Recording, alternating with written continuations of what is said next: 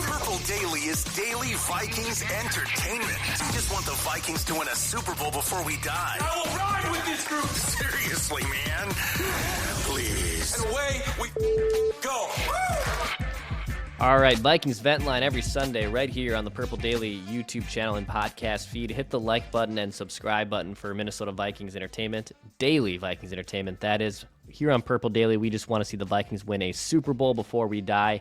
Every Sunday, I like to host Vikings Vent Line. Now, during the regular season, for those that are familiar, you're probably aware that we like to bring on Vikings fans, as many of them as possible. So if you'd like to join an episode of Vikings Vent Line, you can hit me up. It's vikingsventline@gmail.com. Vikingsventline@gmail.com can reserve a spot on a future episode. So if you'd like to come on, talk about expectations for this offseason, talk about what happened last year, anything you want to talk about basically on Vikings Vent Line, this is a place for you. So if you'd like to join, please hit me up. It's vikingsventline@gmail.com is the email to reach me out at. And podcast listeners, thank you for also supporting us. This is Purple Daily, daily Vikings entertainment, where we just want to see the Vikings win a Super Bowl before we die. We're going to get my guys Emmanuel and Lane on here in just a second here on Vikings Vent Line, but a quick shout out to Standard Heating. Standard Heating has helped us out here on Purple Daily, has helped me out immensely, not just in my rental property, but also in the purchase of my new home. They're able to give me a look-see at that furnace because I don't know what the heck I'm looking at. My friends at Standard do, though, and they're able to give me the peace of mind and give me the updates and give me expectations on what's the status, what's the life expectancy of that furnace, and thankfully for them, they were able to help me out with that. So if you have HVAC and furnace needs, maybe as you get closer to spring and you want to look at that air conditioner, they can do that too.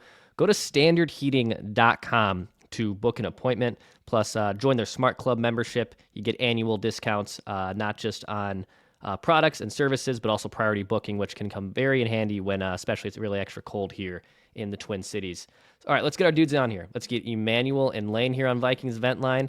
Guys, welcome to the show. Emmanuel, you're calling just north of Frankfurt, right? Is that where you said you were? Yes, it's in Germany. Awesome. And you, Thanks for having me. You're welcome. You discovered the Vikings about like 9-10 years ago. You've been listening to Purple Daily for the last few years. So are you typically watching like a Sunday ticket version back in Germany? Or are you going to a bar? How do you kind of consume most Vikings games? Yeah, I watched on demand. It's like a Game Pass. Sometimes I watch Red Zone, but usually the Vikings games. But not every game because it's sometimes it's at night and then I have to get to work the next day. So it's not always possible, but I watch them as often as I can. Love it, man. Lane, how about you, man? How long have you been a Vikings fan, and where are you calling from?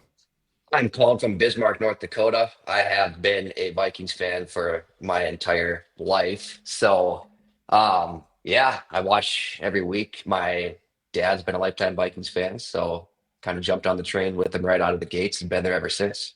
Nice, man. Well, guys, let's start with some JJ McCarthy talk here. So I'm curious, just expectations for JJ McCarthy. So he loses all of his rookie year with the injury. He's drafted high and basically pegged as the future quarterback of the Vikings. We'll see what they do with Sam Darnold, but I just want to get a temperature of the room from Vikings fans. I'll start with you here, Lane. What are your expectations for JJ McCarthy in 2025? I mean, I'm very hopeful this is going to be an incredible first year. I think we're going to do a lot in the offseason to set him up to be successful, and he's going to have, endless weapons around him. So I know obviously as a first year starter, he kind of didn't get, if he's a starter this year, he didn't get a lot of time with his rookie year, but I think he's been in the building with some really smart people. So I think the mental part of it's going to be there. And I think he's just going to feel comfortable with all the weapons. I think I got high expectations. Yeah. I mean, we should. I think every Vikings fan should have high expectations for him. It's not often that they draft a quarterback early in the first round, and he comes with a lot of fanfare. Darnold has this amazing year, obviously in 2024, but signs still point to JJ McCarthy being the franchise QB. Emmanuel, how about you, man? What are your expectations for JJ McCarthy this season? Well, yes, I'm optimistic as well. I think his knee is going to be all right. It's a standard procedure. And then, yeah, like Lane said, he's having all his weapons. Hopefully, he's getting a better O-line. And if he shows the promise he showed in the first preseason game last year, I think we're up to something good, hopefully for the next 5 to 10 years. Yeah, it helps that they have obviously great weapons around him, Jefferson and Addison and TJ Hawkinson. And I think Kevin O'Connell kind of picking him too, right? I mean, he's been known as this quarterback killer that has kind of killed off a lot of other quarterback ideas in the draft. And I mean, Emmanuel, do you still have good trust in Kevin O'Connell that he's going to get the most out of JJ McCarthy? Like, do you ride kind of with both of them together? Yeah. I think if Kevin O'Connell can take the best of quarterbacks like Sam Darnold, like I'm forgetting his name, Kirk the Cousins? astronaut. Yeah, Oh, him as well. Josh Dobbs and yeah. all Josh those guys, Dobbs, yeah, and every other quarterback he's worked with. I think he can develop JJ McCarthy to his best potential. And I don't know, I thought at the beginning that the injury was a blessing in disguise, that he can sit and learn the system. I think he's gonna get back to his regular weight, and he's gonna be with Kevin O'Connell a good duo. I like it. Lane, how about you, man? I mean, it stinks he lost the rookie year. Manuel brings a good point. Maybe learning and sitting from that from a back seat is actually a good thing for him. With Kevin O'Connell and JJ McCarthy, is there? I don't like to call it blind faith, but is there a lot of optimism and faith that these are the two guys, these are the dudes that are attached at the hip that can finally lead the Vikings to a Super Bowl? I think so. I mean, like he just mentioned, if he can get the best out of some of the guys he's had to work with over the last couple of years, makes you really excited as a Vikings fan to see him get an opportunity with somebody he finally handpicked. I think you guys talked quite a bit about how he's had opportunities to draft other quarterbacks, and he's been patient. And then he obviously saw something in JJ McCarthy, which I think if he sees something, we should all feel pretty confident we're going to see something out of that guy. Absolutely. So Sam Darnold, we'll see what happens there. Likely going to get maybe a bigger payday. Maybe the Vikings franchise tag him. But or over the weekend, it was reported that the Vikings are the landing spot, at least from a betting side, to land Matthew Stafford. Lane, do you just want to steer clear of this? Do you just want this to be JJ McCarthy? Is there any interest in Matthew Stafford in a purple uniform in 2025 for you? Be completely honest, I was actually kind of talking about it this past season at the trade deadline. I know we were sitting in a really good Yeah. spot. There was some rumors about maybe making a trade for Stafford at that time. I've always liked Stafford a lot. It would really depend on what it would take to get him. I don't want to give up any future assets really, and I wouldn't really want to commit more than maybe a year because at some point you want to let JJ McCarthy take the reins. But if you told me one season behind Matt Stafford, it'd be tough to say no and not give it a shot. I think the price of the poker is the problem, right? Like to your point, Yeah. I'm not interested in giving up like a first or a second round pick, and they don't have them in this year's draft. But I'm not really interested in mortgaging future assets, at least to get someone like Stafford. Like in a perfect world, the Vikings in 2026, so after this season, are probably going to be drafting right between the 24th and hopefully 32nd pick. That's obviously the ultimate Right. goal. So like they're going to be in the back end of the first round. So I'm not opposed to using a first round asset to get something that they really want, because in theory, it's going to be, even though it's a first round pick, it's going to be the back end of it. But to give it up for an aging quarterback, I'm with you. Like Stafford is awesome, and I am intrigued by it. But at this point, we as Vikings fans, I feel like I've been waiting for so long for the young guy and the prodigy to take the reins, and now we're going to continue to kick that can down the road a little bit. Seems a little counterproductive. So I guess we'll see. Emmanuel, how about you though? Matthew Stafford, does he do anything for you as a Vikings quarterback? Honestly, not in this situation. I think if the Vikings were one piece away, like they were heading into 2018, I think then it would make sense to get a veteran quarterback who has already won a Super Bowl, like Matthew Stafford, and he could bring us the Super Bowl. But right now we have other needs, in my opinion, like D-line, O-line, and yeah, I don't know. We have JJ McCarthy waiting, developing, and wasting another year of his rookie contract. I don't know. I think I would stay clear of Matthew Stafford. It's intriguing, and yeah, I just if the whole goal was to get off of Kirk Cousins, draft the rookie quarterback, have the rookie contract for 4 years, 4 or 5 years, and then eventually you sign him, right? Like if JJ is who he is, they will sign to a big deal, and we'll see what that contract looks like 4 or 5 years from now. And luckily, that's not a problem the Vikings have to worry about tomorrow. But I think I agree with you that even though I agree with both of you that it's a fun idea to have Stafford here. He's probably of the band-aid options or of the stopgap options, he's probably number one in terms of options like that, because the other franchise quarterbacks just aren't available and they shouldn't be.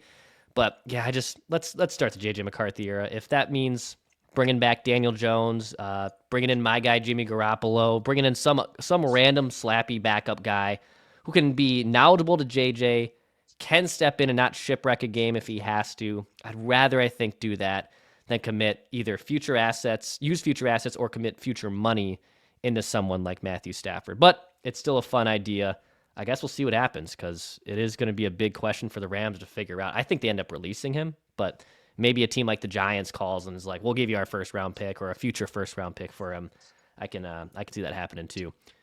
In the draft, though, what are the biggest needs, Emmanuel, for you? I guess when you look position wise, I know they don't have a ton of picks this year, but what do you want the Vikings to do in the draft in 2025? Yeah, obviously it depends what they do in free agency. I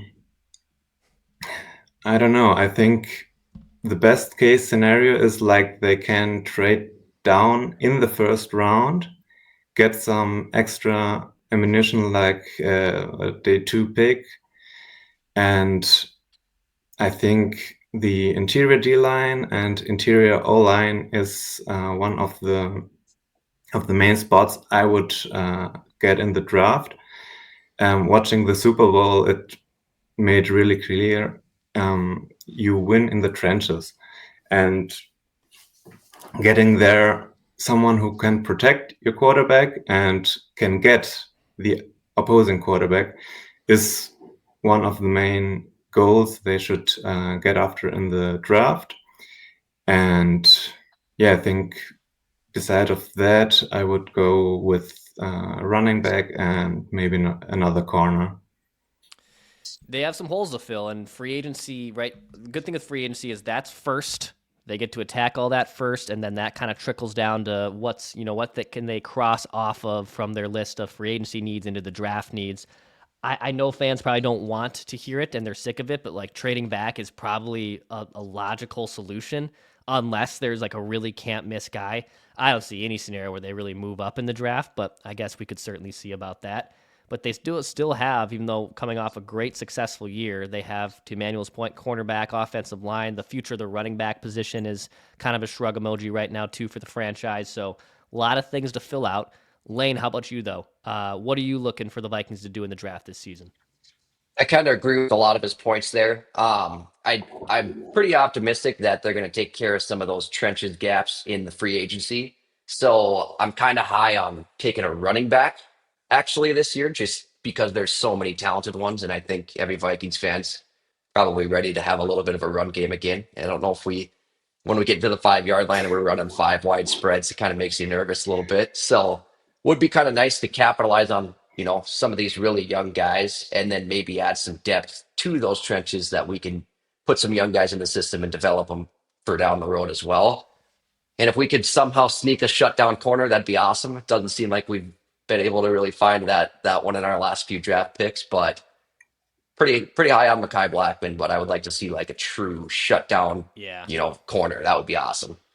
I know. I feel like Vikings fans have like not PTSD, but it just like roll their eyes every time they draft a cornerback. 'Cause they've drafted a ton in the last 10 years at that position, from Xavier Rhodes to Trey Waynes,